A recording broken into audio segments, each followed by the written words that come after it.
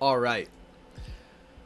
We are here with one job, which is to analyze this viewer submitted game. Narik and also, I think, Los both independently submitted this game for review. Or they might be different games, I'm not positive. But in any case, this is a game that Los has given me. I think it might have been against Narik in the turn 1.5 tournament. Let me know if that's actually true. And what color were you, Los? We're going to analyze the game. It is a long game. Not looking forward to this. We've been live for 5.5 hours. Probably this will see us through to the 7-hour mark ish. But we'll just have to see. You're in turn 0, not standard. Yeah, the 5D PGN that Los gave me was actually labeled turn 0, which is why I opened it up like that. But it's turn 0 rules, so the turn 0 board doesn't actually exist. Yes, this was second game of the turn 1.5 tourney. Okay, got it. Got it. Make that 9-hour mark. Yeah, well, famous last words. So were you white or black before we hop into this? Los.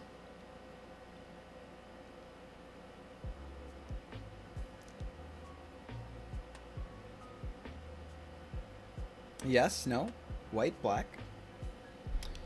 Usually it says in the 5D PGN, but I was the white player? Okay, fantastic. All right. Let's jump into this. Okay. All right, so turn 1.5 rules. What that means for those of you who are not aware, turn 1.5 means that it's basically standard. So, we can actually just go make it standard. Okay, so it's regular standard, which you might think, oh no, isn't that super imbalanced? Well, it's regular standard, except the rule is that white isn't allowed to travel to turn 1. So the game actually sort of starts on turn 1.5, which is black's move on turn 1. It's the first accessible board of the game, but there isn't a variant that actually does that. So this was like a community sort of run event. There's a tournament testing out this rule set to maybe give, because this way, regular turn 0 attempts to balance the game by giving black the opportunity to sacrifice, to travel to a board before the white player. And the white player is, the white player then has to respect and play around the fact that the black player has a turn 0 travel, right? So they have to worry about the F7 sec just like black does in regular standard. Standard turn 1.5 rule set is different than that, because it essentially means that no player has the opportunity to travel to a board on which no pieces have been played. So it's not that the game is balanced against the F7 sack because black can do an F2 sack of their own sooner. It's that neither player can easily do an F2 or an F7 sack in the first turn of the game, which makes it sort of more, less degenerate. There's more like opening variety. At least that's, that's the main idea. Okay. So that being said, let's just jump into it. Knight F3 is how we start the game. I mean, you still have to cover F2 and F7 respectively eventually, so, not necessarily that much opening variety, but hey, it is what it is. E6. Okay. Now, E6 against Knight F3 actually may or may not be difficult to play against, or there may actually be punishing strategies against E6. Black has to be much more wary, certainly, ordinarily, of white in this position, but for the most part, I think that the turn 1.5 rule set will sort of make it so that there isn't too much that the white player can do to exploit the situation here. All right. After E6, we see an immediate C3. C3, of course, is relevant because, ordinarily you would never see this from white, like in turn 0, because it doesn't cover the diagonal F7 sack. I mean, it could if White sort of gets out first before black can get out.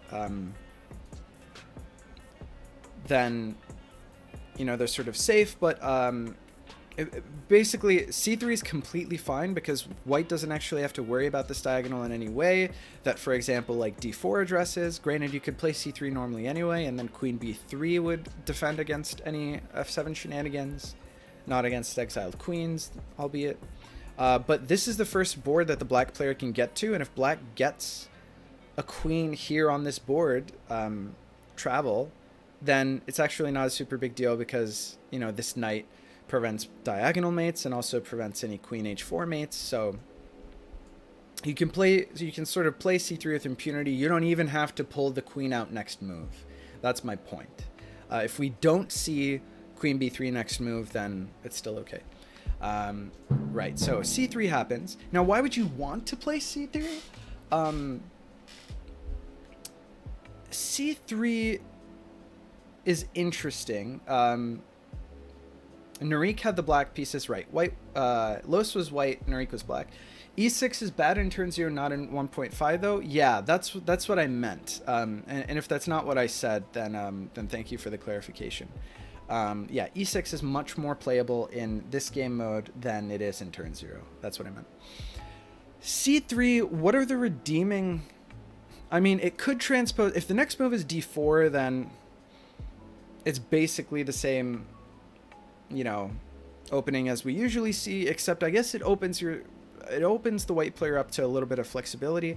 Like if you play d4 first, then you're sort of locked into playing c3, whereas if you play c3, then it could be a kind of waiting move to see what black does, and then you can push and go for this sort of London type system.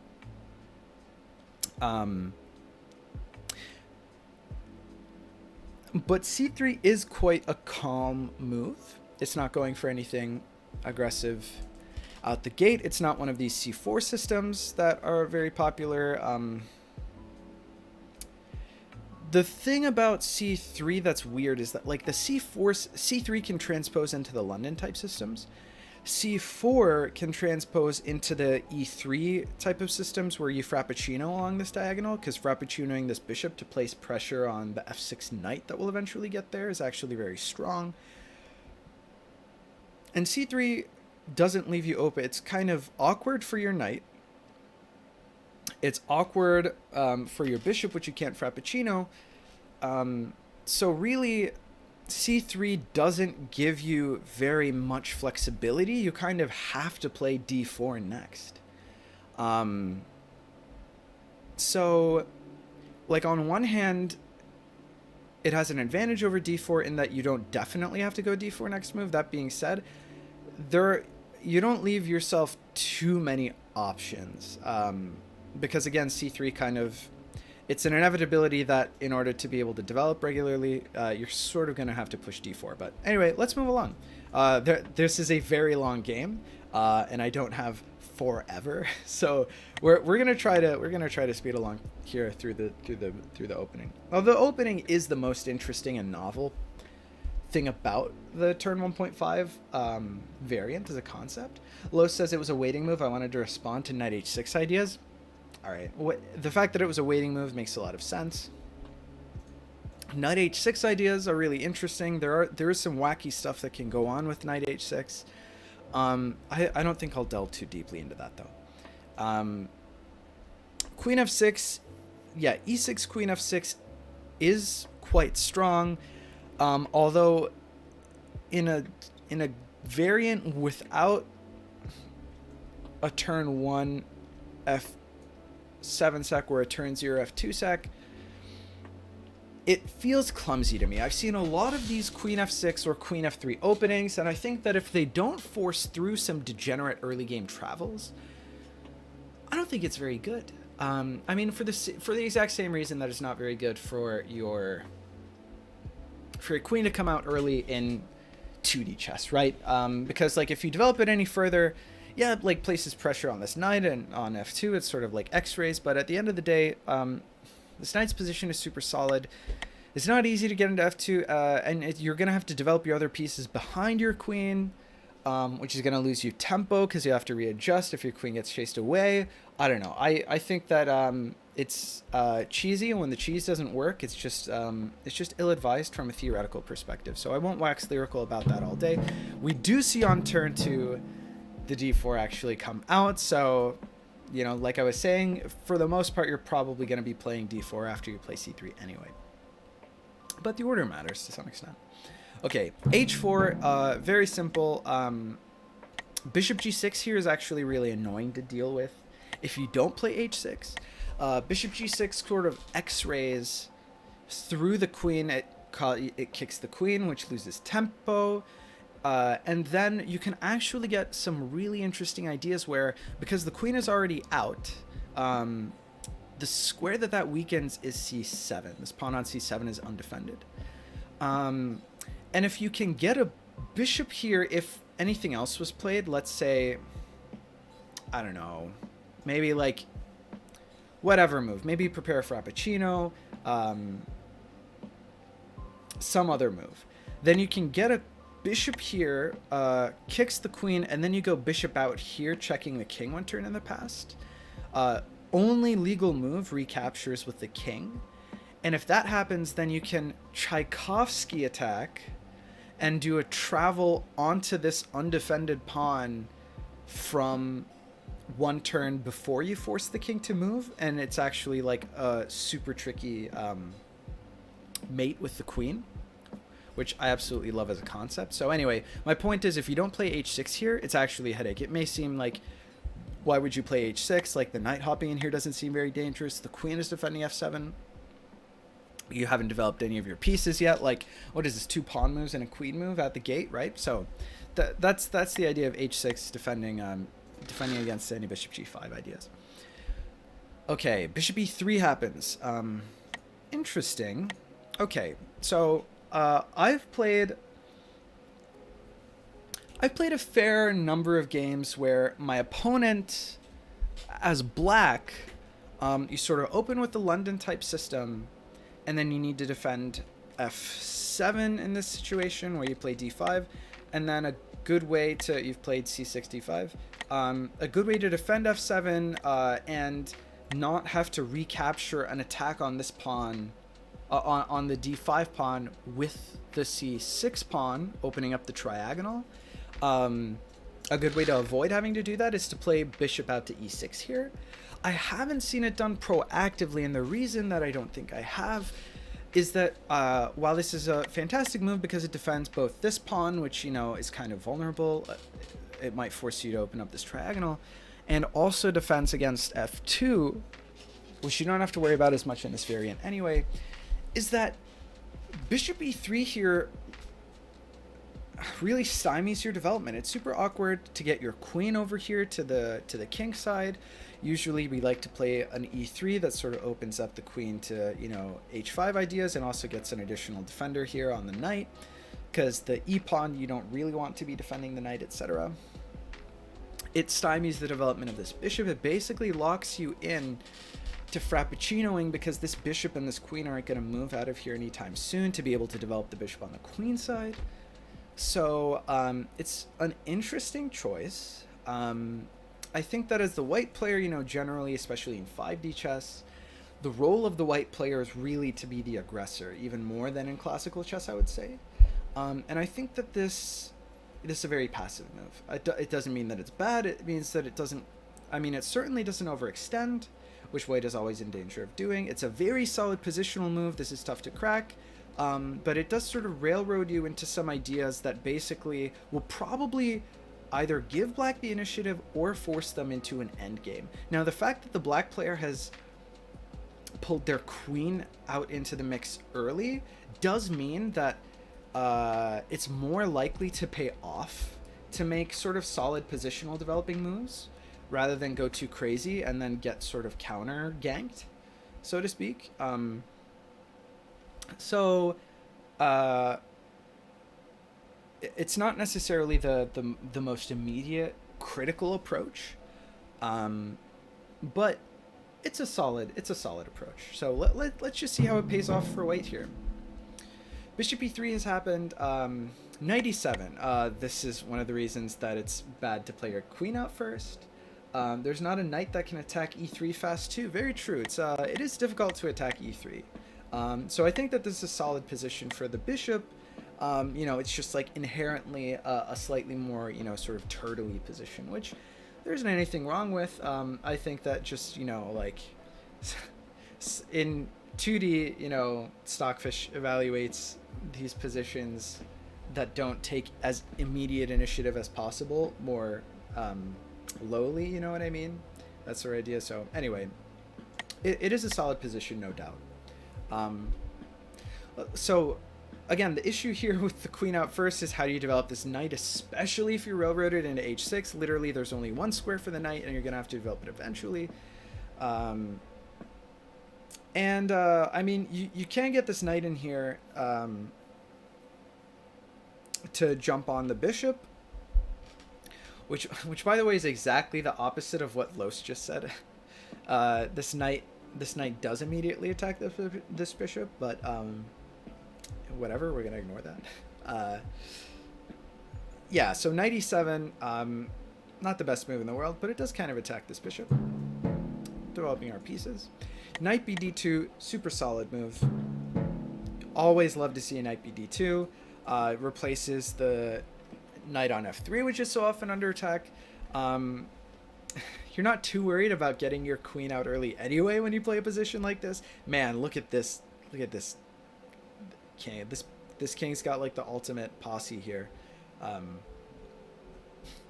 Needless to say, it's going to be difficult to crack this position. I would say that, I mean, there's nothing wrong with these early developing moves. It's difficult to punish. You can even like castle, like Frappuccino the bishop, and then maybe even castle here out of this position. But it's also, I think, particularly okay because the black queen has been developed before all the other pieces, so it's difficult to throw pieces into the position to open it up because your queen is ahead of the rest of your pieces. But whatever, it's developing interestingly. Okay, we see an immediate knight d5. All right, so black is immediately asking white how the hell they plan on defending this bishop, which is a fair question. Because as much as, ordinarily you might,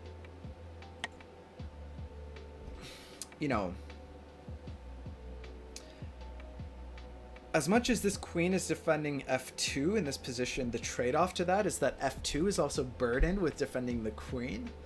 So you can play something like knight c4 to defend this bishop. There aren't any queen moves that defend the bishop. Really, that's kind of your only option here. It's not the end of the world if you have to recapture with the f-pawn, but it's certainly very uncomfortable. I mean, at the end of the day, this knight will be here defending h4. You can always push g3, but there are sort of bishop frappuccino ideas that haven't come into play yet. But certainly disrupting the structure for white here, I think, might be worth the tempi because you don't have to fend off immediate early aggression from the white player, so you can sort of afford to make that kind of concession, I think. Hey, Hisham GG is now following. I hope I got that right. Hisham GG, probably. Thank you so much. Welcome to the stream. IACYE. IACYE. In any case, thanks for the support, both of you. Welcome to the channel. Thanks for supporting the stream. I hope you enjoy. I really appreciate it. We're just analyzing a viewer submitted game here. One of my channel point redemptions is game analysis. This game is complicated. How do you play it? We are in the throes of doing an in-depth analysis of a competitive game, so I don't think that we have the time or space, no pun intended, to tutorialize the game right now. But I will shout out the Discord. The Discord for the game The official Discord for 5D Chess is a fantastic resource. You can find games there. There's a lot of sort of tutorial stuff. My own tutorial content is on the way. Also, shout out to my YouTube if you guys are looking for that sort of content. But yeah, it's a fantastic game. Welcome to the community. It's really good stuff. Glad you have you around. Okay. Let's proceed with the analysis. All right. How do you respond here as white? Knight e4 is how you respond. Okay, threat levels. Threat levels is a concept in 2D chess that works just as well for 5D chess. If your piece is getting attacked, generally, you just turn around and attack one of your opponent's pieces that are more important. And it's not a big deal. Now, the thing is that here it doesn't quite work because this knight takes with check. So if black wants this trade, black can get this trade, and also this knight is hanging.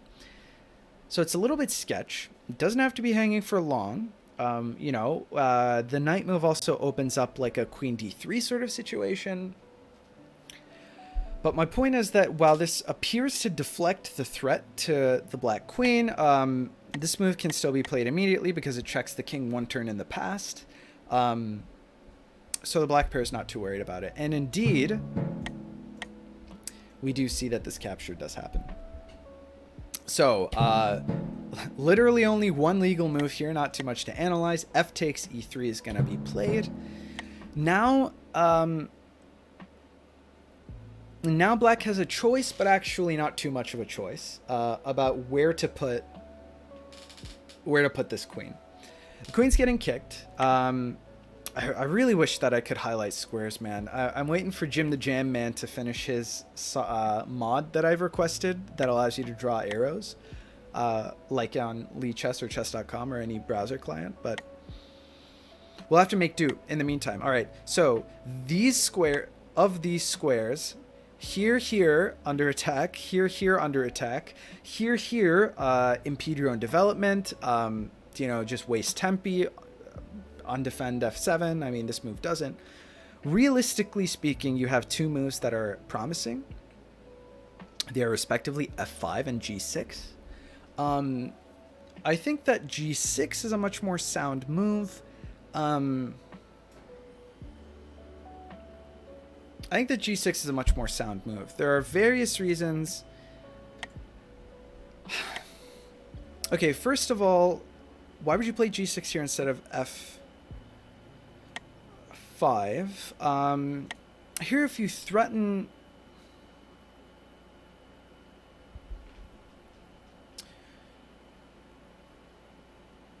If you play queen d3 here, then... and this queen is on f5, then the next turn you threaten something like a check here, which forces the opponent to either capture the knight or move the king away. But he can't actually move the king away because then this knight will be checking there one turn in the future, and you basically lose a queen for free. But the point is that once there's a queen here, this move that delivers check also is a discovered attack onto the queen. And so this bishop here can recapture, sure, but then you take the queen with your queen. And then this pawn opens up the e-file, and so you never want like the only piece that is defending one of your pieces to be the e-file pawn, because then you open up the file. Granted, without a queen on the board and with this bishop in such sort of...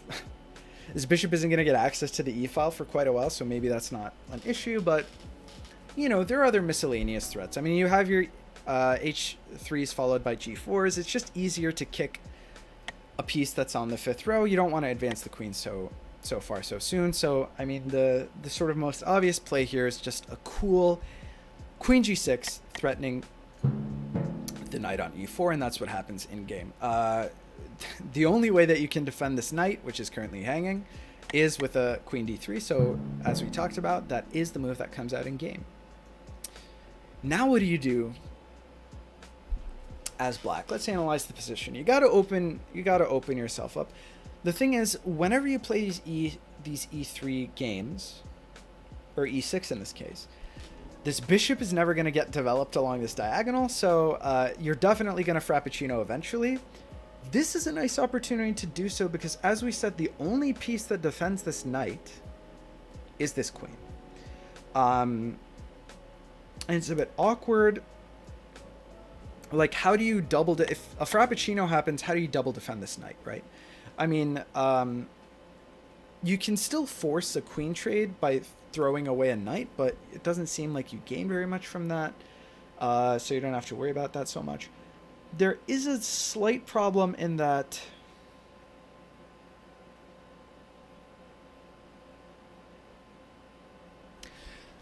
Okay, so how might you defend this knight? The problem is that your d-pawn is pushed up too far and your f-pawn is already on e3. So you might move the knight. The only issue with moving the knight is that you open up h4 for the queen to get to. Granted, the queen isn't currently looking at h4, but, you know, it's a threat that you have to worry about later on, right? And it maybe forces like a cumbersome trade that white otherwise doesn't want to do. So I think that Frappuccinoing here, putting an additional attacker on the e4 square on this knight here, forcing maybe white to scramble to reposition, I think is a fantastic play. Okay, and we get validation because in game it looks like b6 was played next move. Now, you really can't defend this knight. There isn't a fantastic way to do that. The realistic way is to remove the only defender of the h4 square, and that's just asking to get Shrek'd. And opens the door for maybe some crazy f7 travels after, like, Frappuccino takes here, retakes, takes, and then a bishop travel onto this square or something crazy like that. Maybe that's getting too into the weeds, but... Okay, so if you can't defend it, what do? You can move it. And that would not necessarily force the queen trade here, but that would be really interesting. Okay, what we see in game is knight g3, moves the knight out of the way. Queen takes here would not fix white's pawn structure. It would, though, invite a queenside castle, and then maybe, like, you push up through the middle and try to break through with the pawns. Okay, this is shaping up to be a very interesting positional game. You don't see this very often, but I think that this is going to go into a very... I anticipate that it's going to go into a very interesting, very, very messy endgame. I mean, it always does when you have the queens off the board early, so... Let's see what happens. Here, do you want to take as... Do you want to just Frappuccino, or do you want to take as black? I'm not so sure. It doesn't really... I mean, white's already got doubled pawns. Do you mind if you have to recapture with your f-pawn as black? This is always a tricky question. Opening up the f-file actually isn't the worst deal in the world. I mean, Lexi's always made a point of saying something along the lines of the player who's getting queen sacked on is actually probably in an advantage because opening up a file allows you to activate a bishop, or allows you to activate a rook earlier. And it's really difficult to activate rooks in this game.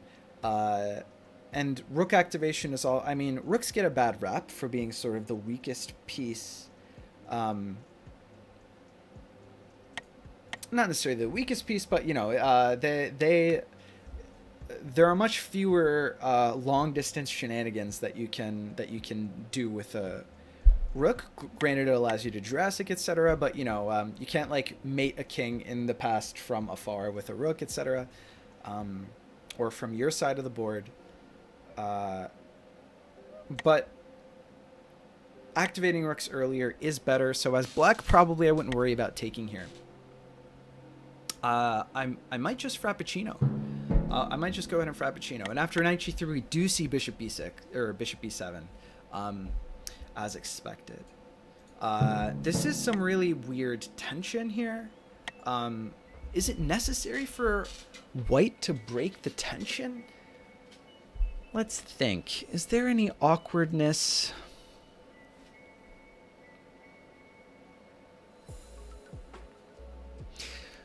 Problem is, you're not going to be able to kick this queen anytime soon.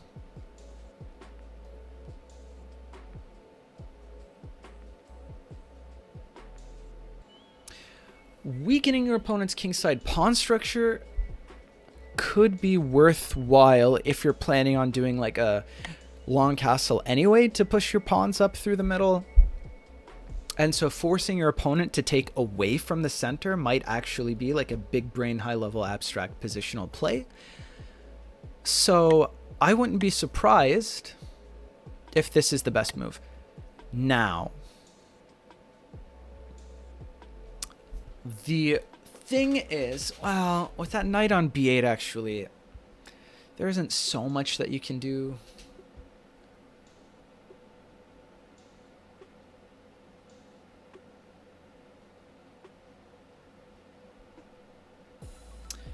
I think in this position, I would be likely to play knight e5 here. Why? It sets up for some interesting hijinks on to this square, which is singly defended by this knight, and maybe allows some wonky travels. It kicks the queen again, which invites this sacrifice, which the black player didn't want to make a turn ago. I don't think that it results in too much wacky shenanigans from black. I don't know. I feel pretty good about 95. I think that there's some tricky stuff that you can follow up with. Even just sacking this knight here, maybe. Then again, the white player, I mean, Nurik's no slouch. He's gonna be prepped to sort of cover his tracks. Then again, this bishop would be undefended here, and so you'd have to push this, which kind of opens up the side. And your opponent still has a queen, so like mobilizing your own queen is not so good. So maybe capturing here is better. It's hard to say. I think if you're going for the positional, if you're not playing just super optimistically, and you're going hamburgers for an end game that's favorable, knight is defending d7. Yeah, I said that, so I know it's singly defended by the knight. But there's some interesting stuff here, for sure. Because I mean, imagine that you've got a queen here, right? And then you take with this knight. So probably there's nothing there. Well, why? Let's say that you've got a queen here on this board, right? Okay, knight has to take, and then you take with this knight. And what, do you feel safe here as black? What, are you going to take that with the king and then get mated immediately? Are you going to open it up so that all I have to do is push a pawn here? Like, if you don't take here after I take back with the knight, then, I mean, I've got, like, checks next, you know? Like, in 2 turns, all I have to do is, like, you know, I don't know. I don't think that there's obviously nothing there. I think that even if you, like, queen trade and then take, it might be sketchy. But I mean, I agree that there's no forcing line that is immediately apparent to me. So, you know, we're spitballing here, right? We're spitballing here. There are ideas, and the thing is that you don't have to do it immediately, right? You can just kick this queen, and then you don't have to travel immediately. The only point is that if you force him to either move his queen or push one of these pawns or whatever, you know, this knight might be annoying to deal with, is my only point. You might probably force an immediate trade, but then you've got this knight hanging out here because now f7 is undefended. So maybe there's a world in which you do this, and then this file is already open, so you get a bishop sack onto this board after this queen has, you know what I mean? I I don't know. There's a possibility for some shenanigans, but in any case, what ends up happening in the game is queen takes g6, which I don't mind at all. I think I actually really respect this move because, I mean, it like absolute only move is going to be f takes g6 back, right? And if you're playing for an endgame where you push your pawns, you force your pawns straight up through the middle, that's just fantastic. It's gonna, you know, it's annoying for this bishop to go up here, so it's got to jump out here, but you've got all of your pawns out here. You know, your rook isn't going to be able to lift out of this position, so I kind of like this. I kind of like this. All right. Now what do we play? Immediate e4. Great move. Great move.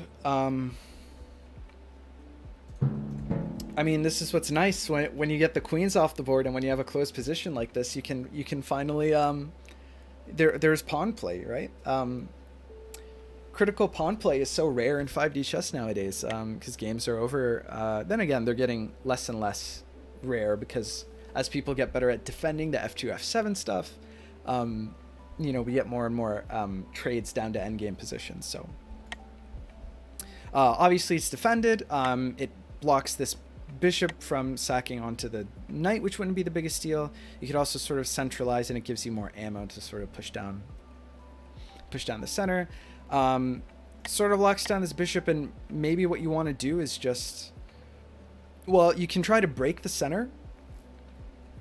It kind of liberates this bishop, which you want to get into the game as soon as possible. Probably the idea is one of these, and then you force either one of these or this to happen, you know, after d5.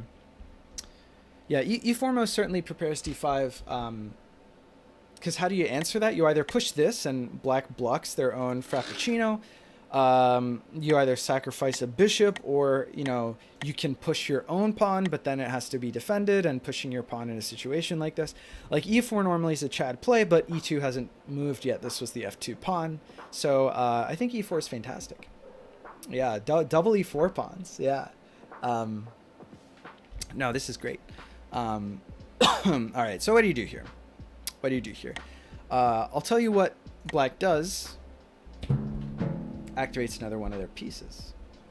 Activates another one of their pieces. No one's going to blame him for that, but this does now fork these two pieces. And indeed, in the game,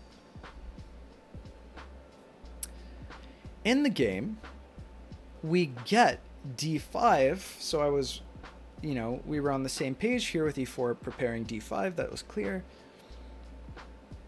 And now you have to jump away with the knight. Only safe square is a5. Knight's on the rim. Shit's looking grim, or whatever the saying is. Then again, you don't have to capture here. You can force. I mean, knight a5 is what we see in the game. You can capture here and force your opponent, put them in a position where they've got like an isolated central pawn. I guess you could just push d6 here and just leave the pawn on e6. That seems ill-advised because the pawn on e6 just gives this knight an outpost, right? Like here or here. That seems scary. But taking on e6 does also hang e4, except it doesn't because that's covered by this knight. So probably capture here and never look back, right? No regrets. The other thing that it does it opens up it half opens the d file for the white player. You can get this knight mobilized. So probably I don't see anything wrong with d takes e6 here. Now, the move that is played is e3. E3. So in game, white prioritizes the activation of their light square bishop, which is gonna, it's gonna pin this pawn anyway. So after takes, it won't be able to push or to recapture.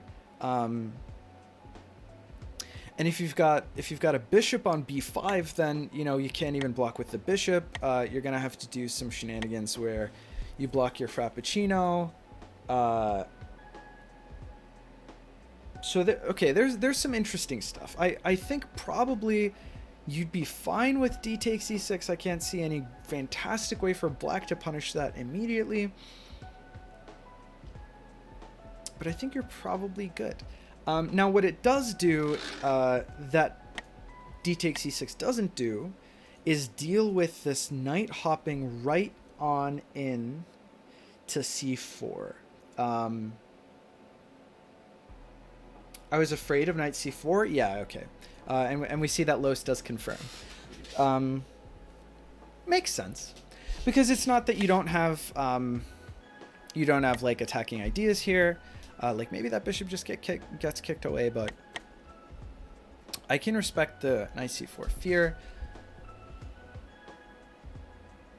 I mean, knight c4 does pave the way for knight c3, which is super duper annoying to play against. So you know what? I can respect it. I mean, I think that like even b3 might have been fine in that situation.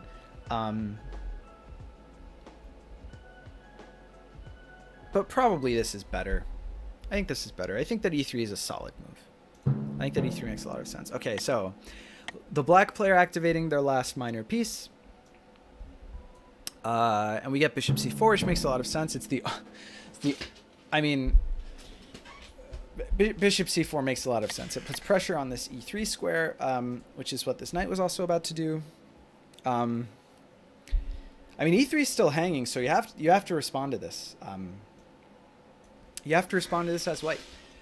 There isn't a fantastically convenient way to defend e3. I mean, this is mate in 1 just hanging here. So you could cover it with either the knight or with the bishop. This knight is going to have to do some maneuvering to actually rotate around here anyway, so because this g6 pawn probably isn't moving anytime soon. So I think that knight e2 would be good. The only issue is that it allows knight c4 and it blocks in the bishop, so bishop e2 is probably the best move in the position.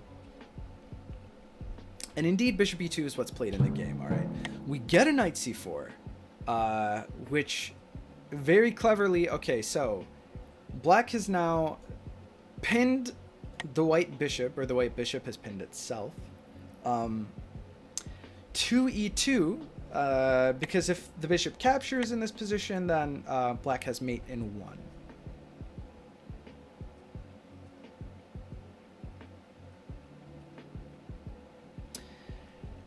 That's tricky. This is very tricky. This is very tricky because, of course, knight e3 is now mate in 1. You have to answer that. The only way that you can defend it as white, realistically, I mean, I guess you can move the king, but you can move the king, but then this bishop hops in here. No, I mean, that's obviously a terrible idea because you actually don't defend this with a piece that can recapture it. Knight f1 is your only move. And indeed, knight f1 is what we see in the game. So these are tactical necessities. There isn't very much sort of strategic planning here.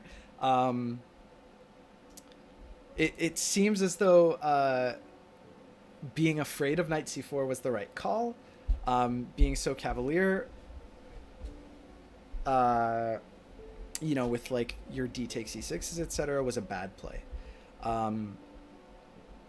Now it's a bit of an issue because, if you ever want to capture here, then actually you've left the e4 pawn hanging. This knight being on c4 now threatens the hanging pawn on b2. So very suddenly, white is in trouble. White is in trouble, and it's because all of their pieces were developed to the king side, which made a lot of sense until the black player was able to run into the king side. Actually, this is a good argument for b2 over e3, as crazy as it may seem.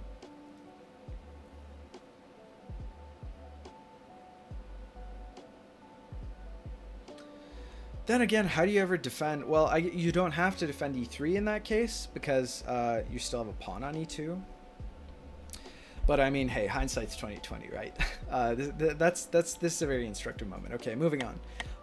Okay, black does say I want that e3 pawn, and this is the only legal move in the position because of course this knight is checking that king in the past.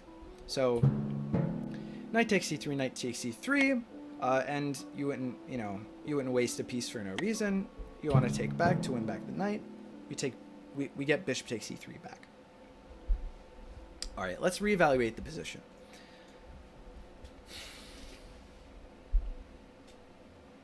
Now,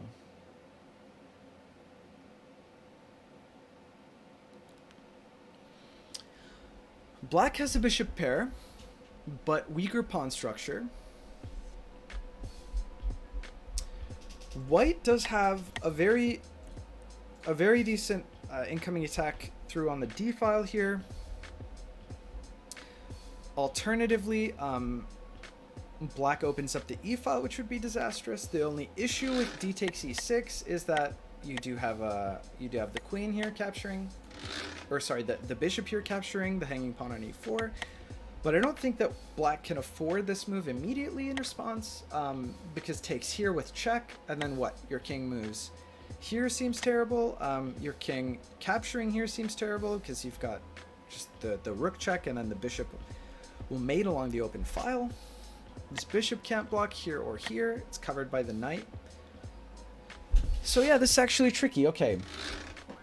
It looks spooky, no doubt, but I like white here. White's got a great attack. Indeed, we see the immediate pawn takes. Now, what is the best response?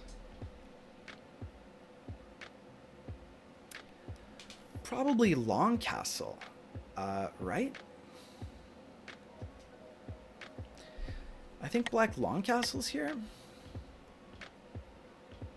Defend the pawn with the rook. Easier to get this rook out here. There is... The only issue with long castling is that there's an anti-castle travel onto the c7 pawn that might be slightly annoying for black to prevent. Of course, it's not that difficult to just play, your c5 here in 2 turns, and then you're safe. But what happens in the game is short castle. d6 here. d6 is a move. d6 is a move. And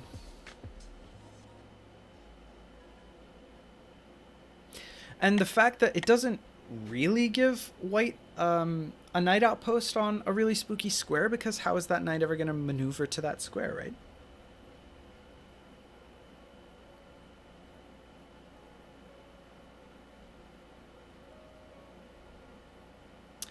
d6. How do we feel about d6?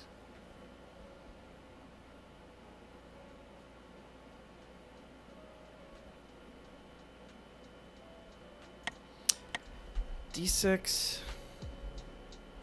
rook d1, d6,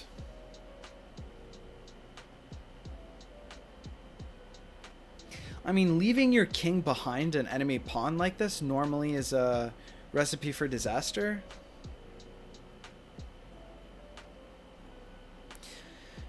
Because they just push the pawn and then mate you with the bishop on the file, but probably that wasn't like realistic. The 2 pawns you have to push back to back, and then there's the bishop on e3.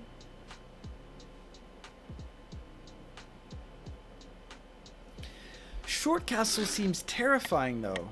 You allow this capture, and then a rook's here, and then it's stuck there for the rest of the game after rook here. I mean, okay.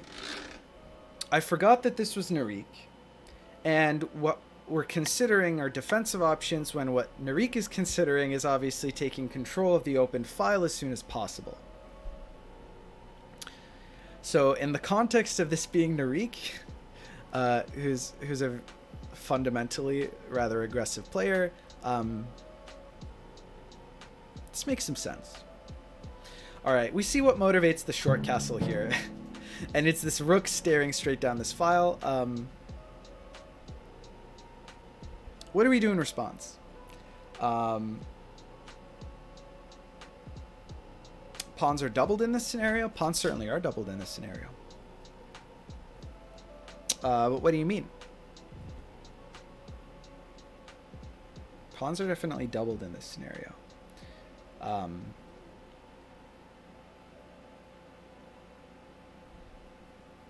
So here, what do you do? As white, I mean, if you take or if you push, this rook's gonna come over. You haven't necessarily achieved very much, but you have prevented the pawn capture here.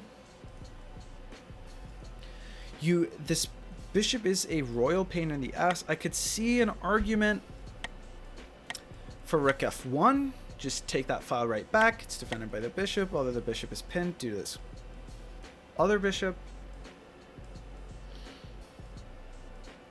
There's an argument for knight e5.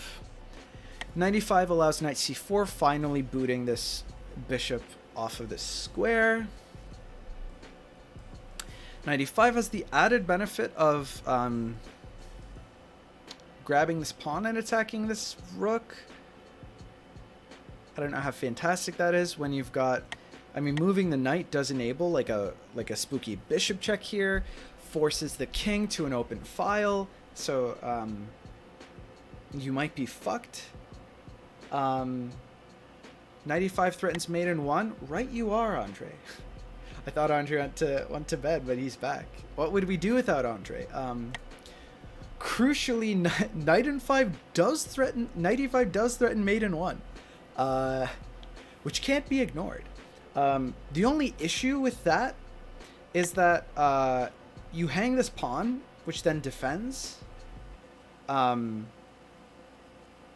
also, there's a check before that, which forces the king to an empty file. So I feel like knight e5 is rough, because after bishop here and then takes the pawn, you're not in the best shape of your life. I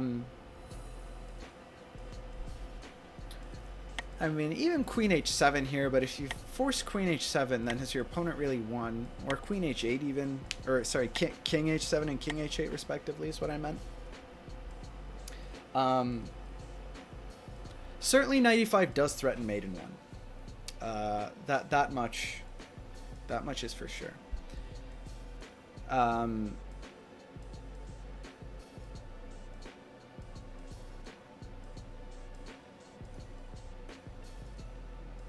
I don't know, man. Bishop f2 just seems so scary here. What do you do after bishop f2? King has to move like here or here, right?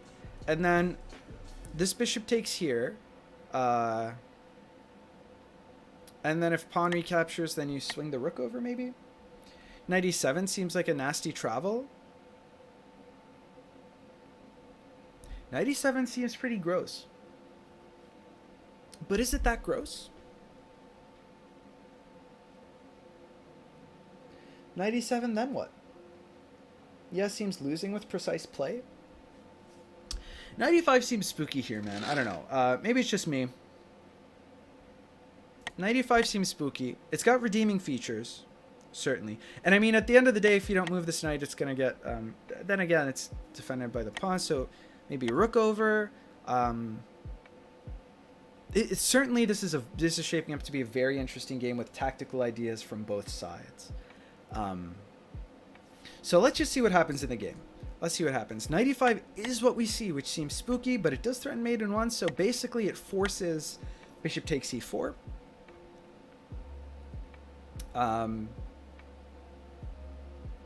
Where am I? But of course it doesn't, because first, oops, my bad. First you have my bishop f2 play, which is what Narik plays. Indeed, he sees it. King d1 is going to buy you more turns before you have to you know, plug up this this file here. So king d1 is the better play as opposed to king d2. And then we get bishop takes e4, which defends against the mate in 1 here. So suddenly the tables have turned, and it looks a little spooky for white. Certainly there are interesting ideas here for the white player. You know, that black isn't out of the woods or, you know, definitely winning or anything, but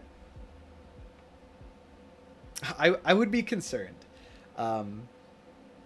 If after knight e5, rook f6, we en passant the rook.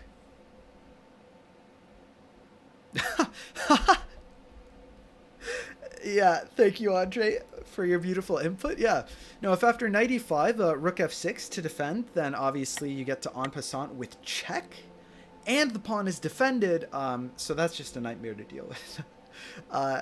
Thank you, Andre. Yeah, no, famously. Could you imagine? That's how it worked? All right. What do you do here as white besides shit yourself? You do that first, but what do you do second? Well, this just won't do. This just won't do. You want to block this ASAP.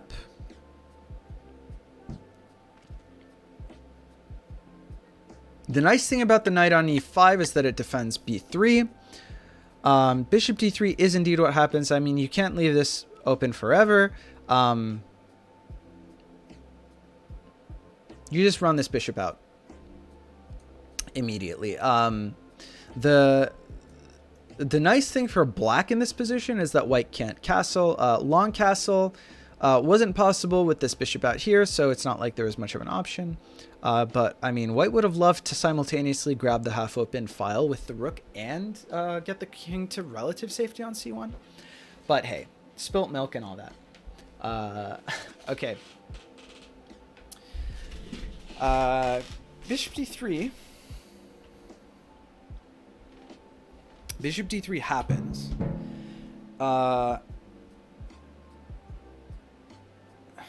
Now, the thing about this is that it might look scary for black because the only defender... This bishop is the crucial defender of the g6 square, right? So you don't have much choice but to capture here, which then is a forced recapture with the knight, and then you play rook f6, right? That's all but forced here, I think.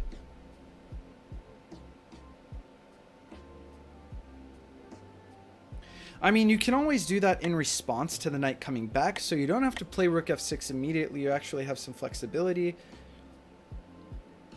For example, to move this bishop. Maybe you could move the bishop to prepare rook f2. For like, takes, knight takes, maybe bishop e3, preparing rook f2, preparing, you know, something along the lines of... Bishop d2 mate, which is also spooky actually, because then white doesn't really want to capture the d-pawn because it enables black to open up the d-file with rook takes. I don't know. This has suddenly gotten extremely messy. Alternatively, black can go ahead and open the file immediately for themselves after this. So you could do bishop, trade, then knight recaptures, then sacks. Claim the open file. This pawn is a real thorn in your side. Let's see what happens in the game. Certainly lots of ideas. Okay, we do have a bishop takes d3, which is kind of forced. I mean, what else are you doing? It's all but forced. In the position, it's certainly a good move. Okay, we have knight recaptures, because otherwise they get mated. Actually, if bishop c4, then bishop c2 check. Let me see. Wait, where are you saying bishop c4?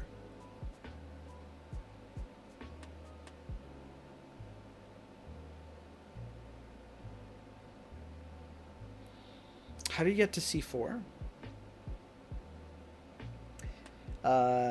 Bishop c4 was an alternative trying to guard d5.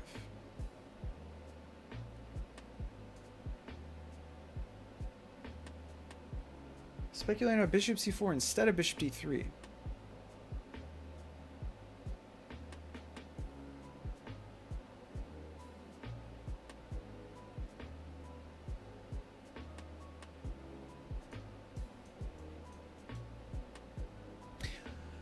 Ah, okay.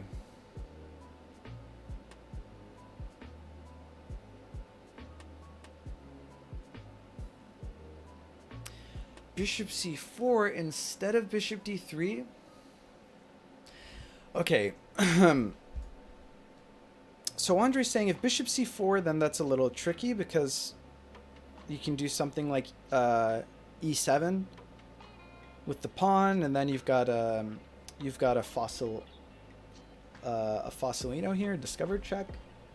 I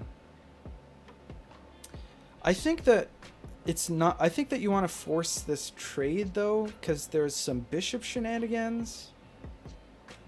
Like if bishop c4, then yeah, like if this bishop was on c4 instead, then probably you can like check here with this bishop, and then if takes, then you know, you can defend with the rook. And then it's true that there's like this discovered attack, but then you move the king away and then the rook defends the back rank, and then in the meantime this becomes mate, or maybe you could even travel. Actually, yeah, you could almost probably immediately travel, like if you travel a bishop onto, oops, I think it's not so clever, or sorry, it's not so clear. I think that black has ideas if white goes bishop c4. In any case, this is what happened in the game. I mean, it's important to keep ourselves from going too far down the rabbit hole here. All right, let's see. Now there's this open diagonal is an issue, you know, potentially. Not that it's, I mean, it's much more direct to maneuver, to not maneuver this bishop all the way out to there, but whatever. So we're quickly drifting into endgame territory here with just kings and rooks, which I absolutely adore. It is fantastically interesting to me. To see these deep endgames. Okay, so wait, what did we have? We had bishop takes d3, knight takes d3, and then we get d takes e6. Okay, fantastic. Quite fantastic. Pinning the knight, right, and then you've got some crazy problems here where you play your bishop out, and then you get rook f2, and then you threaten mate here, and the knight is pinned. It can't capture the rook, which is defended by the e3 bishop anyway. So white's actually maybe in quite a bit of trouble, and it's not clear how they form an attack. Let's see what happens here. Knight takes f2 immediately because you don't want to deal with any of that bullshit, which I respect, and there are no bishops on the board, so you don't have to worry about opening the diagonal. Rook takes f2, obviously, and now shit is about to go down. If you haven't seen me analyze one of these or play one of these deep rook endgames, it is a clusterfuck of tactics, of every time you move your king, that's another square that your opponent can time travel mate you on. There's like the entirety of the game that you can at any point in time Jurassic Rook back to. It's absolutely fantastic. The theory is insane. Certainly this position looks much worse for white, I think it's fair to say. White is down 2 pawns, and their rooks are less developed. They've got less king safety. They can't castle. White's probably looking for a Jurassic or some such in this situation. Connecting your rooks, you can't do this. Rook here is such a pain in the ass because you can't connect your rooks, because to do that without castling, you have to push your king to the second rank, and you can't do that with this rook in the way. This is pretty crazy here. So let's see what happens. Okay, rook takes f2, rook c1. Rook c1 is a great way to kick this rook out of the way. It's probably one of the only options you have. I mean, if you want to activate your piece, if you want to connect your rooks, you got to kick this rook out of the way. The only trouble is that rook d8 is available. And there's only one legal move for the king. um, which is king e1 right afterward, which forces the rook away, granted. But then the rook just captures this pawn, which is undefended, right?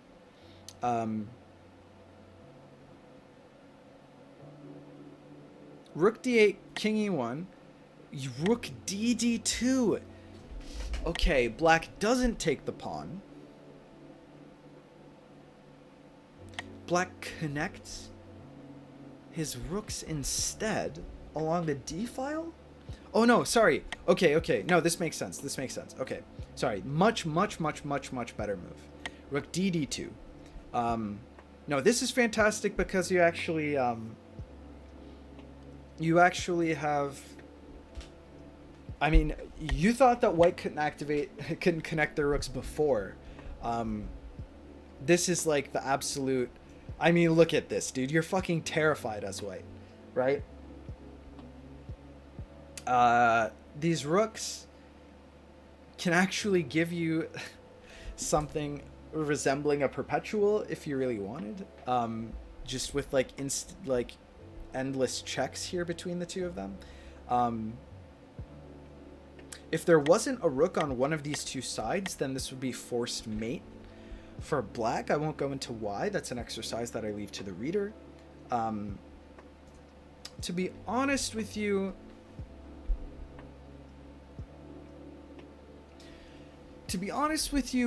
rook takes g2 didn't seem terrible to me, but connecting the rooks on the second rank is quite good.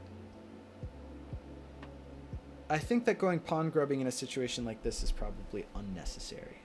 I think that you actually want to leave the pawns because it makes this development of white's rooks much more cumbersome. I think that rook d2 is a really good play, and now you shit yourself as white. Can't move your king. You don't want to move either of your rooks. I don't think. And so the response here for white is g3.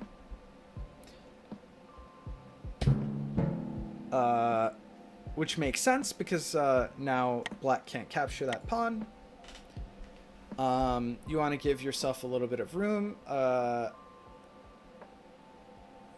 Granted, maybe something along the lines of rook g1 was okay to defend this pawn. I'm not sure. Connecting the rooks like that is by far the best move. Yeah, I think I agree. I mean, my point was that you can do that later anyway. You know what I mean? Like, it's white, even with just this one rook here, because none of the rooks are adjacent to the king in this position. You can just take one of these pawns, and then when white moves maybe one of their rooks adjacent or whatever. Oh, actually, you can't do this next turn because after rook d1, you can't just go rook d2, so maybe connecting them now was the best play. Probably by far. Anyway, let's move on now. We've got a lot of game left. So we're going to pick up the pace here in this endgame. G3 happens. Rook fe2 happens. Only legal move is...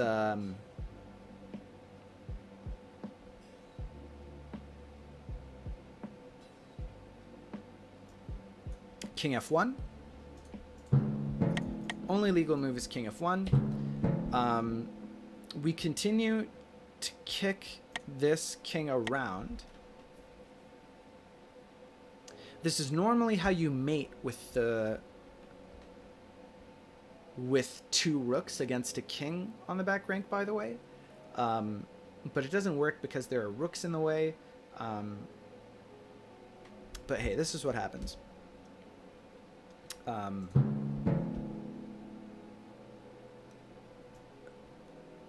Oh, wait.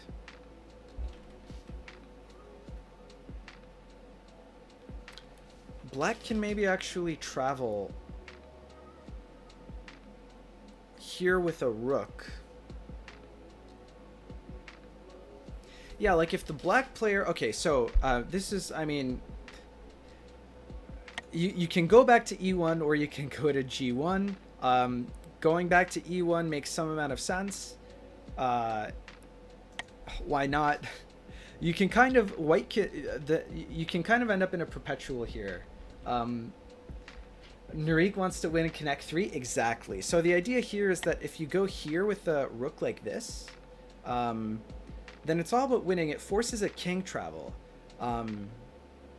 It forces a king travel because if the king moves here on this board, then you have rook check, and then rook check over here, and then... Actually, how do you ever get there?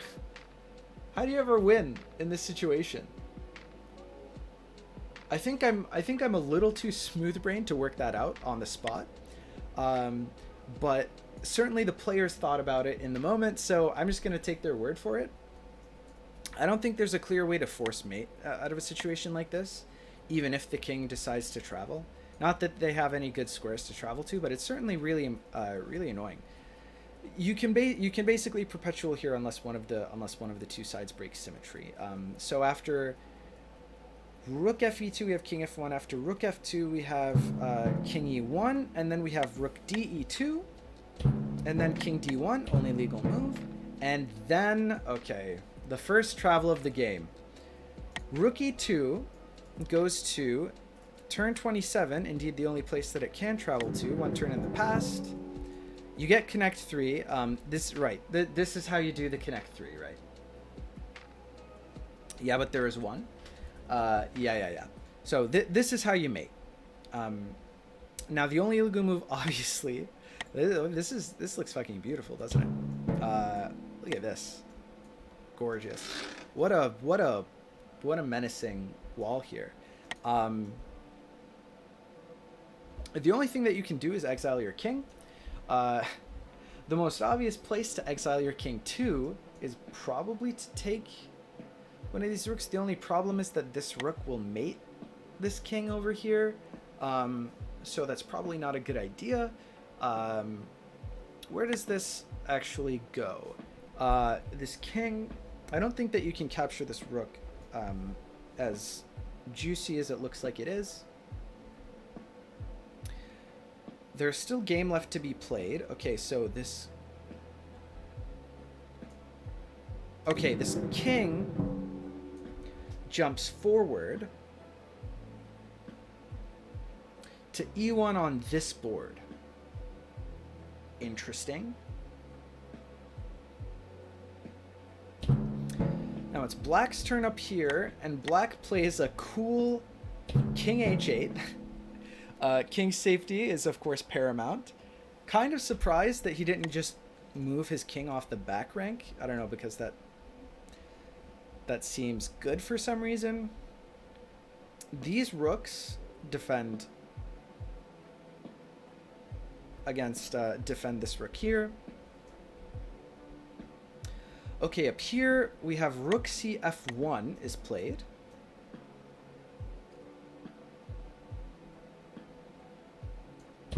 And now, rook d2 on this board. Oh, Jesus Christ. Okay, rook d2 on this board goes down here, and obviously this king can't move on this board, so the only legal moves are on this board. Oh my God. What a nightmare. This is so interesting. You can't take that rook in the future? Yeah, that's what I just said. I like how I do some analysis and then Los confirms my analysis in chat a few seconds later. Or sometimes I say something wrong and he refutes it. So it goes both ways. I think king h7 is more precise. That is also what I just said. You want to remove it from the back rank. But yeah, all right. This is crazy because it feels so tantalizing. It feels like you should just win as black, but it seems like you don't. And white's got, for what it's worth, white does have timeline priority here, and maybe white makes their own timeline to where there are fewer, because traveling to this board with this king here reduces the net number of black rooks by 1, right? But then maybe the black player can get quadruple rooks. This is absurd. Can I just point out that this is absurd? Same thing, but e2 seemed better.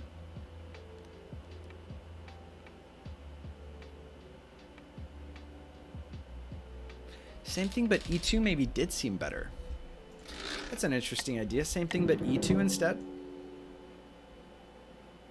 I don't know. They both seem the same to me. They both seem the same to me. Where am I now? This is now where it's becoming absolutely impossible to read the notation. Okay, let's see what happens here. So, king d1 goes to e1 on this board. That can't be right. So let me reread what is happening. King d1 goes to d1 on this board. Okay. Yes, very good. Okay, so no travel for us. If you do it on king e2, the king can't escape on the other board. Why can't the king escape to e1 on the other board? Andre? Because now the e2 rook isn't there. Instead of the d2 rook not being there. Ah, he can? Yeah, okay. Yeah, he can. Alright, this game's too hard, man. This is one of the more absurd endgame studies I've ever had to do. This is fantastic. This is so crazy. Okay. I can't imagine. Oh my god. This with time pressure, like, holy shit. For both players, granted the onus is on black to figure out how the fuck to end this game. But actually I think e2 is still a bit better. It's going to be exhausting to get to the end of this game, so let's just see what happens. King d1 goes up one board. Rook e2 on -1L. Goes to e2 down here. Oh my god. Okay. Can he do a connect 4 of rooks? Is that maybe what Narik's trying to do? He doesn't have timeline priority is the only issue. But now this king can just run to here, and that's exactly what happens in the game. Okay. Now what? Oh, now you can force asymmetry. The game could have ended? How? Rook e1 on top board and rook d2 on the bottom? That's an interesting idea. But then how after king takes, what do you do? Now rook e2 on top board. What? What?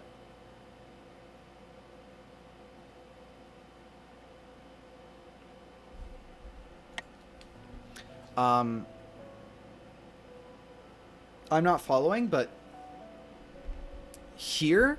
Oh, you're saying rook e2 on top board? Ah, Andre, how are you so good at the game of 5D chess with multiverse time travel? He can make a timeline. So no. And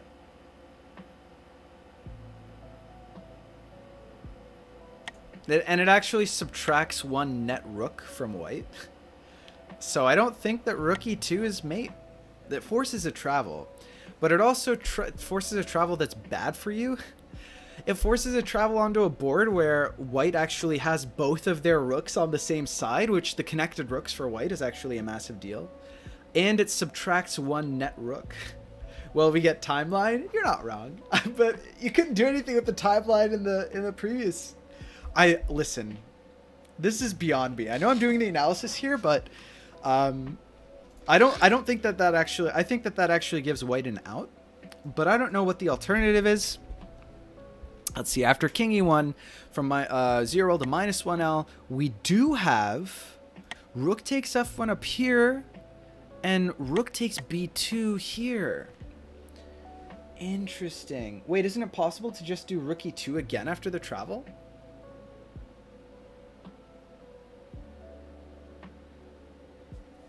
Hold on.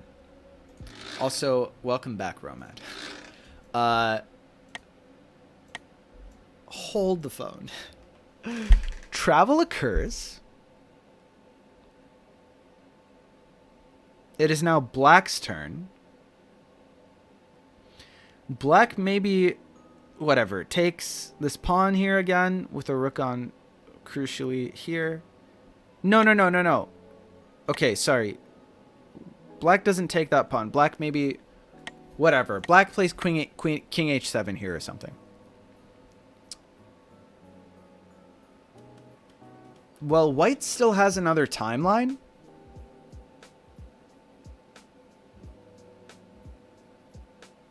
White still has another timeline. We both missed that idea. Show more boards, please. So white can exile again? No, because white can't exile. Actually, you might be right. Black doesn't have to play on the bottom board. Oh, that's a fantastic point, Andre. Yeah, if rook e2, then, well, okay, black does have to play to submit, to press the submit move button. Never mind me today. No, this was a good idea, Andre. You can go back and take here. Oh, wait.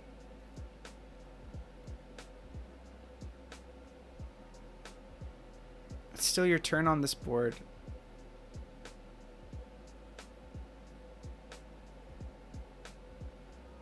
No.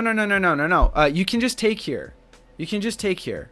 In the past with this king, because then you go to this board and it's still your turn on this board, so then you are literally have a board where white doesn't have any, black doesn't have any,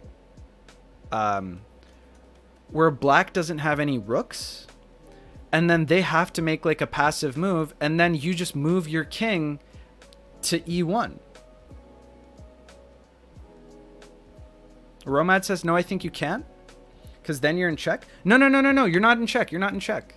Where are you in check from? Because it's your turn on this board. See what I'm saying? Oh, you will be? From what?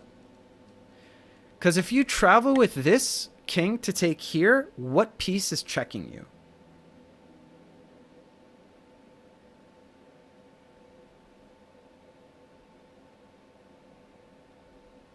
You get what I'm saying? You'll be in present check after black's move here on this board, but because it's your turn and this rook is just checking you in the present, you can just move your king from f2 to e1. So you're wrong.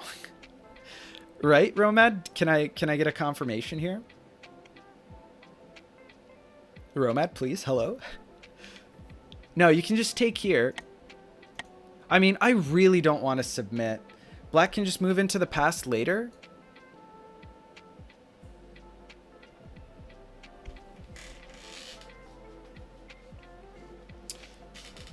The only issue with that is that... No, yeah, no. No, you can't. Because the only turn where you would be able to check here on that board, there are rooks here. You can't take in the past with that rook. You can't travel to the past to mate on that board because there are rooks here that block that king down there. But there's a rook in the way. That's what I'm telling you. There are two rooks in the way. Nah, dog. I think that's like incredibly losing for black on the spot. Yeah, okay. Actually, wait, there will be a threat. Andre, don't tell me that. Okay. Give me your threats. Tell me your threats. Possibly I'm too tired and should go to sleep immediately. Dude, it's 4 a.m. where you are. Get the fuck to sleep. Threat of rook d1 on the bottom board? What do you mean threat of rook d1 on the bottom board? There's literally no rook on the bottom board. And there are two rooks on the back rank on this board. It's 3 a.m. actually. Oh, okay. It's the daylight savings. I always fuck that up. Sorry. um, yeah. Yeah, never mind. Okay. We're all on the same page. We all agree that this is actually losing. It's still way too late for me. No doubt. All right, let's see what happened in game because it's 9 o'clock and I've got some shit to do. But holy shit, this game is fantastic. The middle then? No, rook d1 isn't a threat because there are 2 rooks that can capture. And then the last rook, it's defended by these... Come on, man. Come on, man. Good night, good evening, folks. All right, thanks for stopping by, man. Take it easy, man. Have a good one. Yeah, because then you reduce the net number of rooks that black has. And I think you just get destroyed. I think black gets destroyed in that situation. But let's see what happens in the game. Okay. Rook takes f1 happens in the game. But f2 rook checks the king on f2. Explain.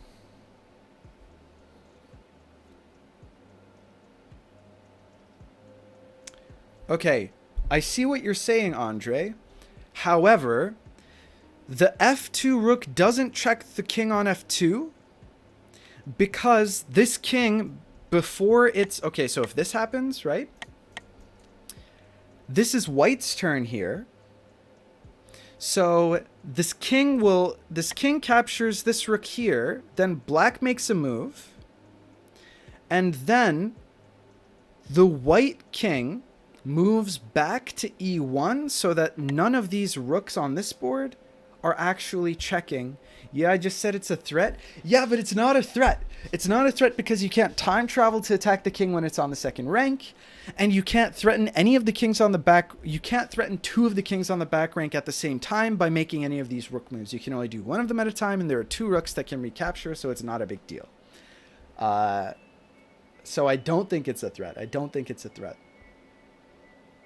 All right, I am nauseous with confusion. So let's get going. Rook takes f1. The madman plays rook takes f1 and rook takes b2. We've submitted, thank God. Okay, next we have obviously rook takes f1 is going to happen here. You claim the open file. I mean, I don't have to explain why rook takes f1 happened here. Like if white passes, we can do it, which is what a threat means. Okay, you're not wrong. Okay, by your definition, but I think it didn't work anyway. Yeah, I can't believe that black didn't have a win here, but hey. This seems really ill-advised, by the way, but, you know, I guess we're probably drifting into time trouble territory. And then rook hd1 happens here. Rook hd1. Yeah, connecting the rooks on one side of if the kings have to... Man, how do you actually win here? This is super duper scary. Because now if you do a check and then like a block happens, then you pull a rook out of the way. And then I guess a rook happens, so then takes. So it's not easy to have a rook that blocks the way over here. Okay, so... Well, okay. I'm just going to put in a bunch of moves. This, by the way, this is one of the reasons that I think that king h7 was much more precise, and it was probably actually relevant. Here we have king g8 to prevent the rook from hopping in here, which makes some sense. But you could have played that if you felt like it was necessary here with the h7 play, but whatever.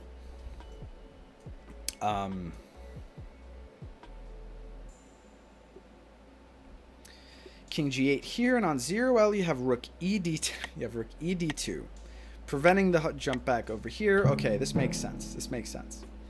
You have rook takes d2 on this board, and you have rook f2 on this board, probably preparing... Okay, here you're threatening to capture this rook over here, and also to swing over to the d file, which makes some amount of sense. I think it didn't work anyway. Yeah, no doubt. E8 is still open is a fantastic point. You don't just have to mate the queen here. This rook prevents this king over here from doing anything crazy. So if you can get a rook d2 situation going on here, and you play, let's just say, you play rook d2, preparing for like a rook d8 to get to e8, mating the king in the past. Here, if you play d2, and let's say that there's like a prophylactic, there's a prophylactic king f7, then rook d8 threatens mate both on e8 and on h8, which need to both be covered by the king, which f7 doesn't do. If the only place that the king had gone is h7, then maybe like king f7 actually defends both of those mating squares. So another reason why king h7 was the more precise play, which is insane that it's come to that. But holy shit, okay. Rook takes d2 happens and rook f2 happens. Okay. In response, we have rook f takes d2 on this board. Makes a ton of sense.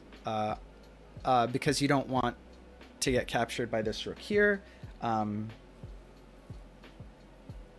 And here you play the saddest g5 of your life. What a board. What a board. Oh man, I mean the rook number is even, don't get me wrong, but you're shitting yourself if you're black suddenly, and I can't believe that the tables have turned in such a way. Okay, we're getting there. 13 moves left, so we're gonna pick up the pace. We're in hour 7 of the stream, which isn't too bad for us, but I've got a lot of shit to take care of IRL, so we're gonna breeze through this. Okay, rook d2. Rook d2 happens on -1L, threatening precisely the mating sequence that we discussed earlier. And rook e1 happens here, threatening the same mate on this board. So if rook takes here, then you have forced mate. If rook takes here, then you have forced mate here. So it's actually like an impossible situation. Let's see how black attempts to defend. Well, if you're Nurik, you can always exile, but even that doesn't save you in this position. Okay, so rook d2 on 0L takes d2 on -1L, which seems losing because this is forced mate, but you do have another king, and you have this rook, which can maybe help defend. Like if you play here and then here, oh, then there's mate. And here there's mate, so I don't really see how you stay alive. Obviously, there's a check. Obviously, there's a check. So, king D takes d2 is notation that I never in my life thought that I would have to read. But here we are in this ridiculous endgame. This game is an absolute treat. Thank you for submitting this list. This is fantastic. Okay. What a nail biter. I can't imagine playing this live. That's just like pants shittingly terrifying. King D takes d2 there, and rook. Oh no. He played rook e1, not rook d1. But why? Rook d1 was a forced win.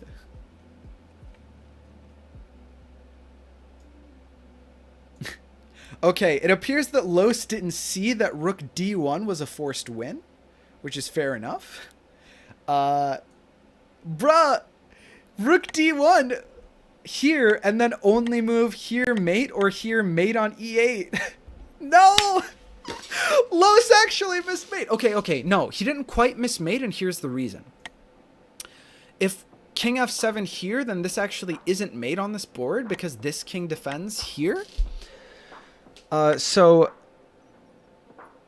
king f7 actually does prevent mate on this board, and this king prevents it on this board. So it wasn't quite mate.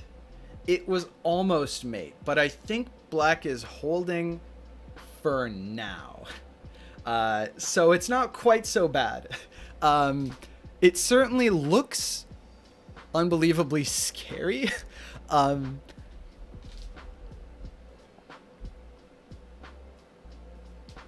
but maybe there's a way that black holds you can jump this rook to this board too. I don't know. But what I can't believe that I have to do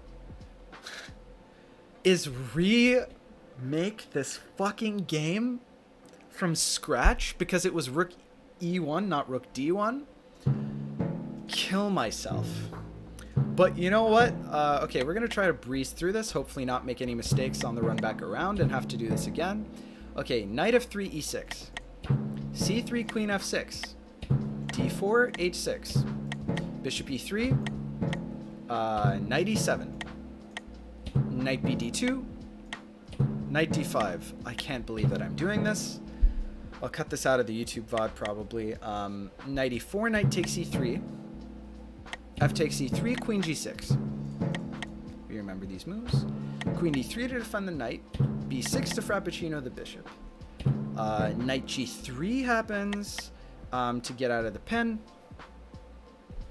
God, I'm so fucking tired. Bishop b7 happens because it's the obvious move. Queen takes g6 happens. F takes g6 happens. e4. Knight c6 occurs. d5 occurs, and then we have the forced knight a5, followed by e3 to cover this hop in here. The only problem is that we've got bishop c5. Bishop e2 to prevent the mate in 1. Knight c4 happens now because this bishop is pinned.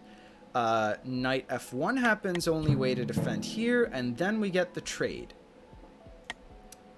Knight takes e3, knight takes e3, bishop takes e3 happens. And now white's in trouble. Now, d takes e6 occurs, and black castles. Knight e5 now threatens mate in 1. In response, we get bishop f2 check, king d1. Bishop takes e4 to prevent the mate in 1 on g6. Alright, bishop d3 occurs to kick this bishop. Bishop takes d3, knight takes d3 happens. Now d takes e6. Now, knight takes f2, and we go into our endgame. Rook c1. Rook d8 check. King e1. Rook d d2. g3. Rook f e2.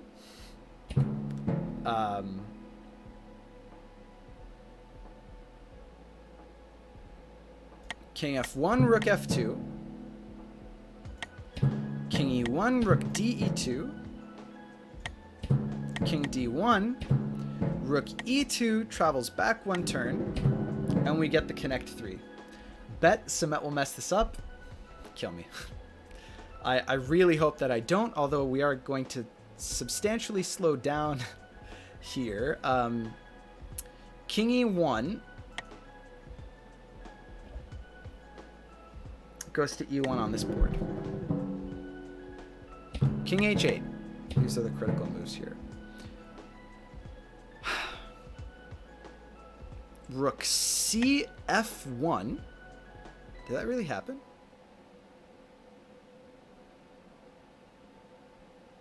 Yeah, rook cf1. And then rook d d2.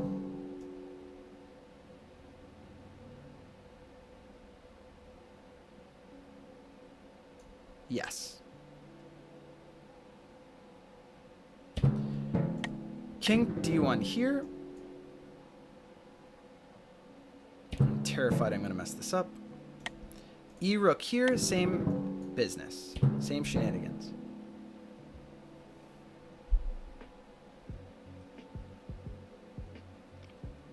King e1 here goes to e1 here. Rook takes f1 here. We're almost caught up. Rook takes b2 here.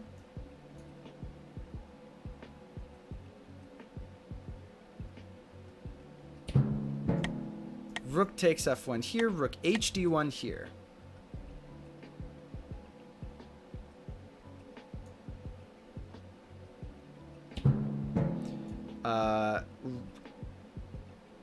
king g8 here.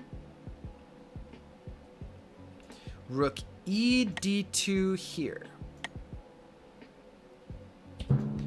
Rook takes d2 here. Rook f2 here. Rook f takes d2 here. The saddest g5 of our lives. Okay, rook d2 here. Rook e1 here.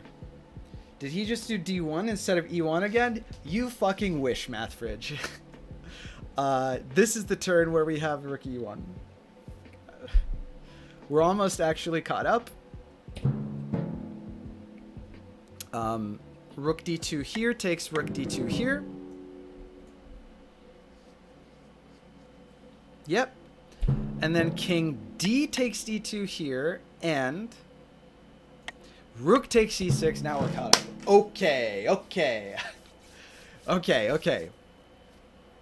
Let's get through this fucking game. 12 turns left somehow. Okay, e5 is played. We push the pawn. King f7 happens here. Makes sense. Makes sense. You wanna attack the rook. You wanna defend against rook e8 mate. Makes sense. We are now on this turn. Rook e2 happens here. Bruh.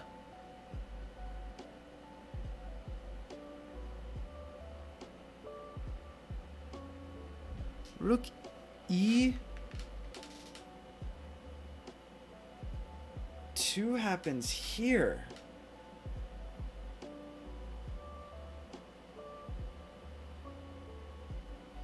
I mean, you want to simplify, even though you're down pawns. Sure. Why not? Okay, now compared to this, I much prefer my idea of the rook d1 and then up here. This is fucking wild, my dude. Takes here, and then king takes here. Unless we get a Jurassic, but then I'm gonna kill myself. Are you seeing what's going to happen? Not gonna lie, I'm not seeing what's gonna happen. Not yet. That b2 rook is scary? No joke.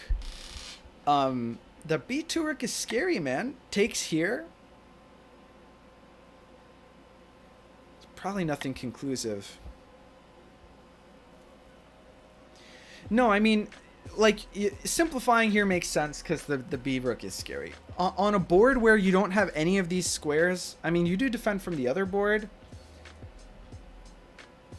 I don't know. It's hard to tell. It's hard to tell. Okay, we're gonna run through this. Okay, rook e2, and then here we have king c1 attacking the rook here. Makes a ton of sense. Like, it was in the process of forking pawns. You're not wrong. You're not wrong. When you're right, Andre. I'm not saying I prefer it to any other move on this board. I'm saying that I like the thing where you perpetual the king here with the rook and then possibly force a mate if you get a king up the board. But that's just me. That's just me. Because you can also threaten, you can check, like, in my world where you'd play rook d8 check on this turn. You play rook d8 check and here, well, okay, so you can't do it immediately, but like you check the king and then you check again and you threaten this rook with this king, right? Like, you win the rook. Anyway, listen, nobody's crying over spilt milk. We need to get to the end of this game. Rook takes e2 happens, obviously. And then we get c5. All right, the pawn push begins. Obviously, king e1 takes e2. Are you a psychopath? In response, we get king f7. Gotta get this king involved. This is the best king. Like, I don't remember seeing a full king pawn endgame in 5D chess before this. This is fantastic. I strongly believe that that was totally won for white. If you had played the rook d1 move instead, but whatever. I'm not going to harp on that. Maybe I'm wrong. Maybe I'm wrong. I'm open to the possibility. But that's what post-game analysis is for, right? We're trying to look for these things. King e6 is a strong move. And now the race. This is so intense, dude. Now each king is on its own board. Look at this. The only problem is that black is up 2 pawns up here. And this pawn here is like... Okay, let's see what happens. This is so fucking crazy. Okay, king e3 happens. King d2 happens. Okay, king e6 happens. Let me get the boards right. King e6 happens. G5 happens. This is crazy. Holy crap, how long is this game? Only 10 more moves. There was a reason, but I can't remember why I didn't play that. I mean, it's okay if you didn't see it in the moment under time pressure, right? No one's gonna blame you. But it's possible that I overlooked something. So, you know, there's no... Because it looks on that board, if you're not paying attention to your own threats, like the rook can just take here. And maybe the rook could just take there. I'm not positive. Like, it's completely possible that actually the rooks could mate before the rook up there could. I really don't know. Like, if king takes, then maybe you didn't have this situation going on there. I really don't know. I really don't know for sure. But no, because the king could recapture, and then you've got the rook here that can do the same thing on this board. But I don't know. I don't know. Okay, let's get back to the game. What's important is that this insane position is now looking us squarely in the eye. G5 happens here. Okay, now king e3 happens. H3 happens. Okay, I can't analyze the 2D pawn play here. I can only see... I can only spectate with you, the audience, as these events unfold. We get a G pawn push, cutting off the squares for the king here. We get an A5 push. You push the pawn advantage here on this board, on this side, the flank. This is perfect play. Coming out of Narik, this looks fantastic. Oh my god, I'm so anxious to see how this game ends. Okay. A5 on 0L, G4 on -1L, yes. King E4 happens, taking squares away from the black king. C4 happens on... Oh, I almost fucked that up, guys. Okay, -1L, King E4, 0L, C4 happens. Okay. Okay. We get -1L, A5. We get 0L, C6. Dude, I cannot handle this right now. Holy shit. Okay. C6 on 0L, right? Yes. A4 happens on both boards. Oh my god, okay. G5 happens on -1L, further cutting off the king's squares. H5 happens here on 0L. Okay. -1L, B3. Okay, structurally sound plays. King E4 on 0L. Surprised that it wasn't played before, but it makes sense. Oh my god, I've got a headache. There's an imminent breakthrough here for the black pieces. So this is suddenly super scary again. Black was down a pawn, or black was up 2 pawns. This one can get blockaded by these kings, but over here, not so. So we're very scared as white. The doubled pawns here, oh my god, dude, this is crazy. Okay. I'm like dizzy. All right. 0L, G6. Makes sense. Makes sense. 0L, G6. -1L, H5. All right, slowly pushing through here. Okay. -1L. C4 happens. This is like a structure that you see all the time in Classical. It's a gridlock position. Nothing can get through. If you push one of these pawns, then your opponent gets a pass pawn. So that's not an option. So it's complete and total gridlock. What you can do in 5D chess that you can't do in Classical chess is move a pawn from one board to the other, and if that happens, I'm gonna freak the fuck out. Let's see. G4 is played on this board. Ooh, this is scary. This is scary. Okay, G4 is played. -1L, H4, we finally attempt to break through. C5, propagating the gridlock. It is difficult to ungridlock yourself here as black. Oh my Jesus Christ, man. This is a crazy fucking game.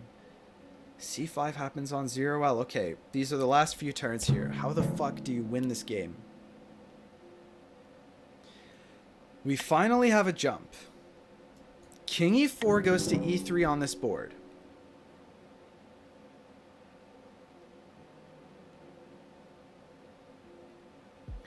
King E4 goes to E3 on this board. In response, H3 on -1L, so that you can force this pawn through and then push this pawn to this board like I was saying. Ah, Narik, fantastic. H3 happens on that board, and C5, I lied. H takes G4 happens on this board. So if this capture happens, now this pawn becomes a passed pawn. Oh my fucking god. Okay. H takes G4 is more or less forced.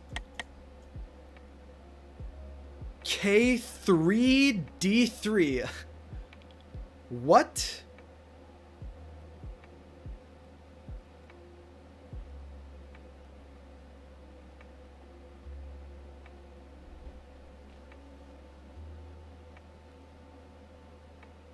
Guys, I put in the wrong move.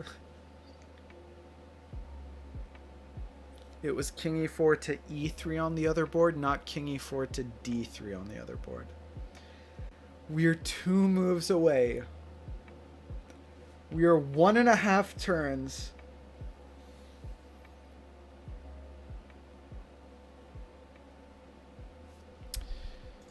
No problem. No problem. No problem. No problem. Listen, it's a matter of principle. We could have just, you know, figured out how the game ends, but I'm going to do this the right way.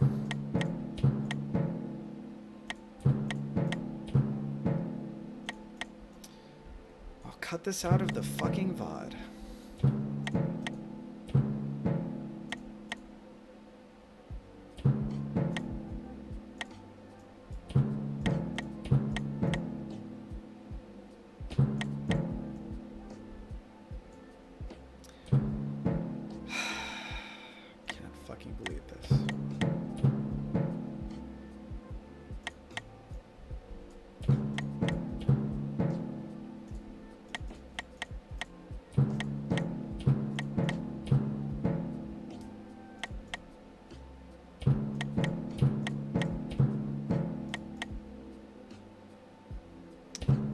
Probably do this part from memory.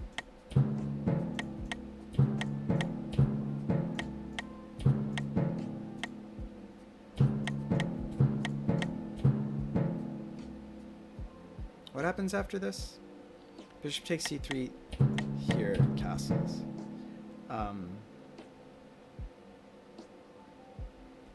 95 threatens the mate in 1. Bishop f2 happens here, and then we get this. This happens.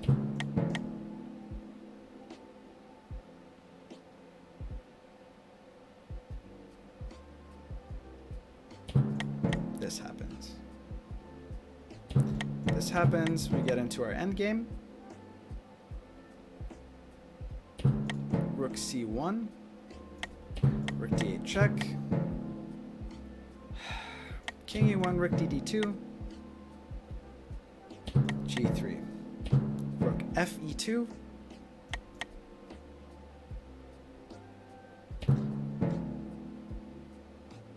King f1. Rook f2, king e1. Rook de2, king d1. Travels. It's the YouTube VOD that never ends. I think this is where the facepalm emote comes in handy. You guys are right. These are the terrible... I mean, it would be no problem if we were in chess in 5D, but alas. Okay. Jesus Christ. King e1 goes to king e1 out here. King h8 happens. Imprecise. Rook cf1. Excuse me. Rook cf1. Rook d2 comes over here. King d1 goes to d1 here. Rook e2 goes to e2 here. King e1 goes to e1 here. Rook takes f1, rook takes b2. Rook takes f1, rook hd1. Right? King g8, rook e d2.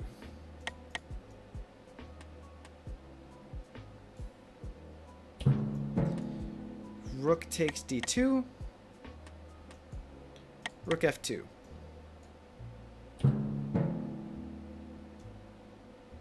Rook f takes d2. Saddest g5 of our lives.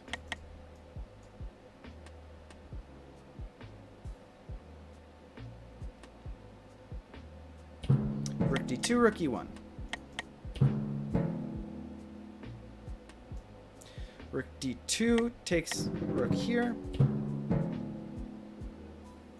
King d takes d2. And guys,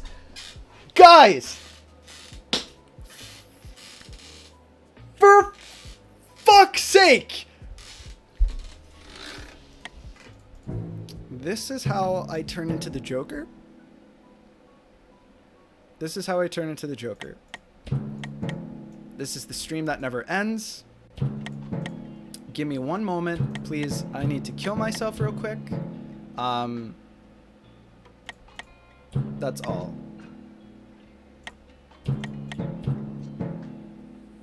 Just give me 1 second.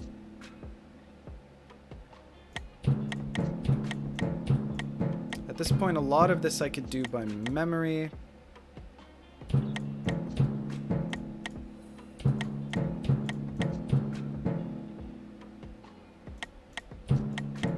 Right?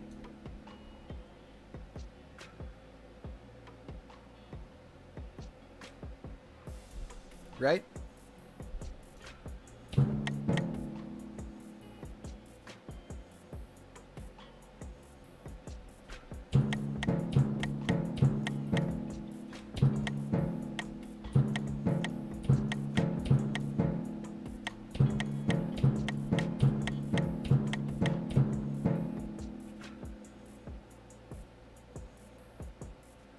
Now this captures here, right? Castles happens. And then I think we have knight e5. Then bishop f2 check over here. Bishop takes here. And then I believe that this happens, this happens. This happens, this happens. And then we go into the end game.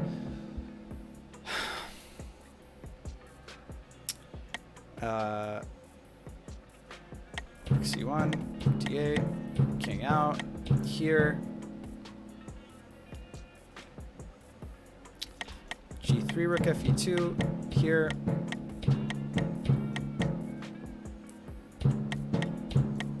okay. Missed moves need to make the VOD. This is amazing. You guys are deriving far too much pleasure from this. I do not appreciate it, but it's all good. Okay. King h8. Rook cf1. Oh, God. I just want it to end. We were 2 moves from the end. Rook d2 here. This happens, right? And then this happens. This part I've got memorized. Rook takes f1 and then b2. This is where I think shit goes wrong. So then this happens, and then this happens, right? Here it does, right? Rook h d1. Yes. Okay. King g8 to prevent the e8 mate.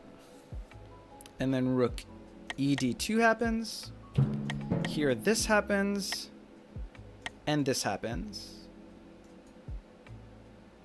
Right?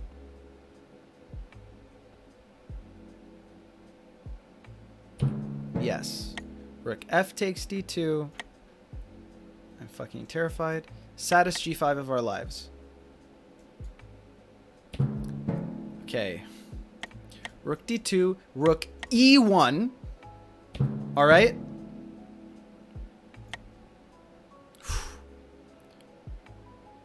It's the highest stakes gameplay analysis I've ever had to do. Rook takes here. King d takes d2 here. And rook takes e6. e5. King f7. Rook e2. King c1. Rook takes e2. c5. King e1 takes e2. I love when it's a cross move because it's only one. It's only one move that I have to worry about. King e6. King e3.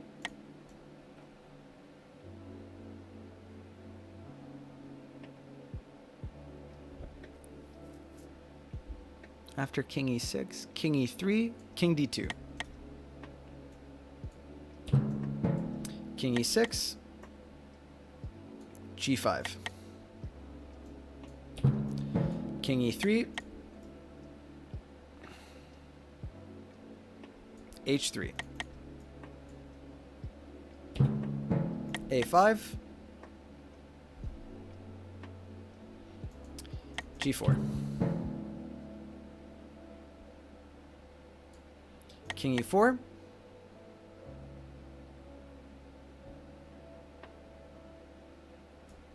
c4. a5.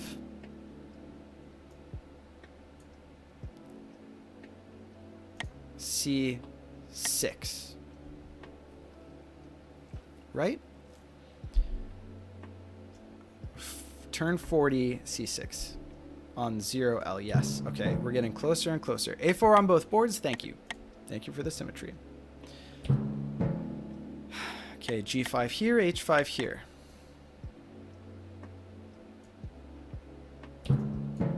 The problem is that one of you plays on one board before the other, and the other plays on the other board, so it's impossible to fucking... Rook d1's so tempting. AO got 11k channel points. And asking if I do chess match takes longer than a thesis defense. You know, it's getting real. Best thesis defense is thesis offense. How have I never heard that before? That's fucking hilarious. You guys got me off track. What the fuck am I doing? Turn 42. Okay. -1 LB3. Would you both fucking play the same? Okay, I have to... This is why I got fucked up before. Okay. Turn 42. 0L. King e4. Alright. 0 turn 42, g6, and h5. Okay. G6 and H5. All right, now we have minus C4, 0 G4.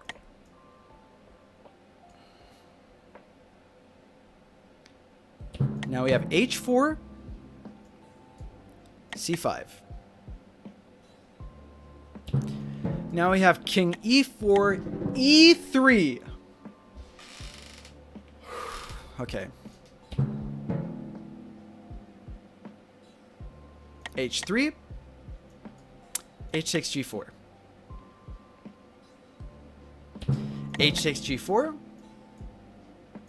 King 3, D3. Okay.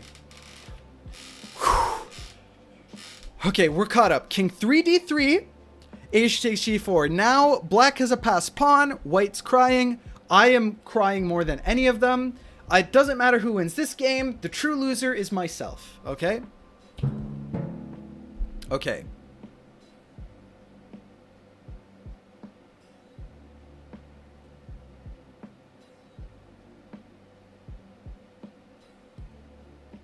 Oh my god, I know how this game is going to end. Dude.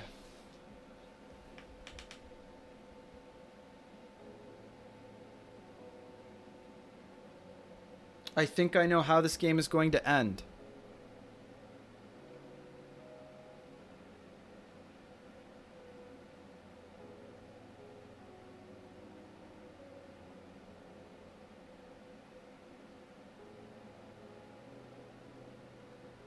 Okay. Watch it ends by flagging. If it ends by flagging, please don't let it end by flagging. Okay, we have a few moves left. Wait, what just happened? King 3 D3. Again, ridiculous to say. King, okay, King E6 here. I know how this game is going to end. Oh my god. Oh my god. Okay. Why would you do this, though? Why wouldn't you just push the pawn from this board to here immediately? What's wrong with you? Samet the Prophet. Why? Why didn't you just win? Can someone explain to me why black didn't just win? Oh, white can get there in time? Okay, white can get there in time.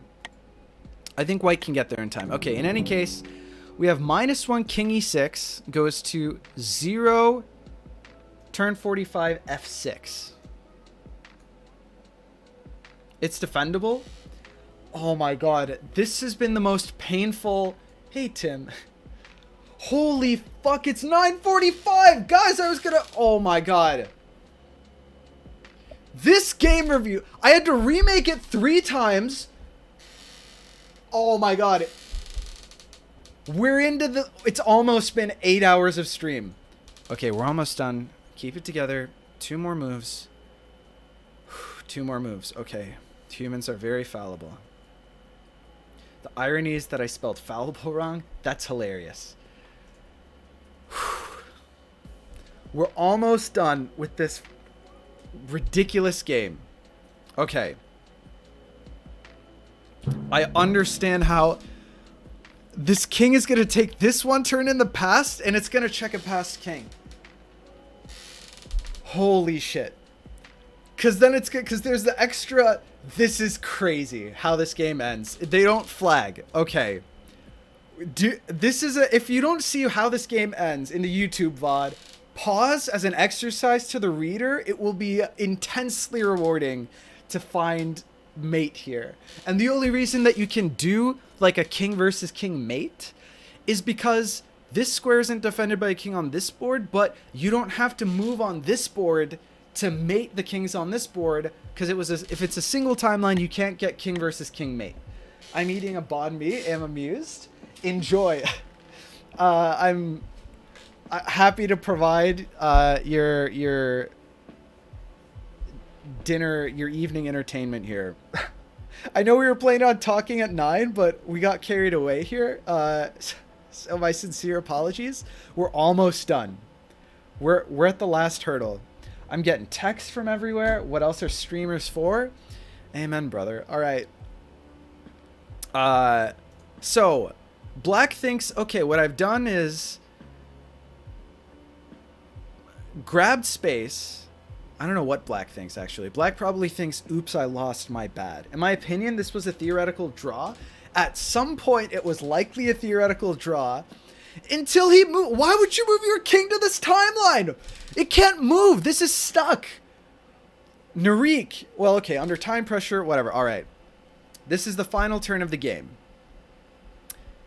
If you guys haven't figured it out, I've given you a moment here to figure out what the mate is. King d3 here goes to e4 here, preventing a king from jumping in to e5. It was Zugzwang until the king move. I completely agree that it was Zugzwang until the king move, and then it was forced get mated. I mean, not forced, but I mean, hey, Los, good on you, by the way, to actually find the mating play here, because it wasn't trivial. What's hilarious is that this king move is forced because otherwise white has no legal move on this board. So if you're wondering why he didn't just... all of these pawns are... and there's no king on the board, so you have to put a king on the board. Actually, that king goes to e4, which is important. Okay, the only legal move was to put a king on the board because you can't move any of the pawns, which is hilarious. Okay. Now, this pawn oh, wait. No, you push the e5 pawn to e5 on this board, so we do see one of these pawn moves, which doesn't allow these kings, actually prevent this king from moving in. Suddenly, though, actually, this is an issue for black because black no longer has any... This was... Okay. This was black's almost only legal move on the board. The only other move that black could have done is to push this pawn here instead, which is hilarious. But this pawn gets defended, whereas that pawn, this king can move back and capture or whatever. Or this king can move back and capture. Okay. Maiden 1 puzzle from this position. For white, can you find the maiden 1? If you can't, no worries. King e4 -1L, turn 47, captures king, or captures e5 the turn prior, mating these kings, which aren't defending themselves because this is a white... This is white's turn on this board, and the game is over. Look at these arrows. Holy shit. What a photo finish. He could have connected the 3 kings. You're not wrong. He could have connected the 3 kings, and actually I do consider it a grave misplay. This is at least... This is multiple centipawn loss. He could have mated, not capturing the pawn, but instead playing the king out and getting the connect 3. So technical misplays, aesthetic blunder, but what a fucking game. I mean, it's rare that you see king and pawn endgames in 5D chess. It's even rarer that you see an incredible king on king mate. Holy shit. This is a legendary game. This is almost, it's nowhere close, but if that Graven Andre game is double S tier, this is an S tier game. This will go into the annals of 5-dimensional history. There's a pun in there somewhere, intended. But fantastic. Holy shit. I think black wins here because white didn't connect 3. There's an argument to be made. If you're watching this YouTube VOD back, first of all, congrats. You wasted 2.5 hours of your life for however long it's been. Haven't been keeping track. But post in the comments whether you think white won here because they won, or black won here because white didn't win as nicely as they could have. Okay, I'm exhausted. Been streaming for 8 hours. I had to re-input this motherfucking game. I can't believe I fucked it up twice. Actually, I can completely believe that I fucked it up twice. I thought about making it a prediction. And I'm glad that I didn't. There would have been egg on my face. I'm done. I need desperately to find food. This was an attorney. That's fucking insane. 3 times. It's on brand for the stream. What a fantastic note to end it on. All right, I gotta go talk to my prospective housemates, who at least I've been entertaining. In the meantime.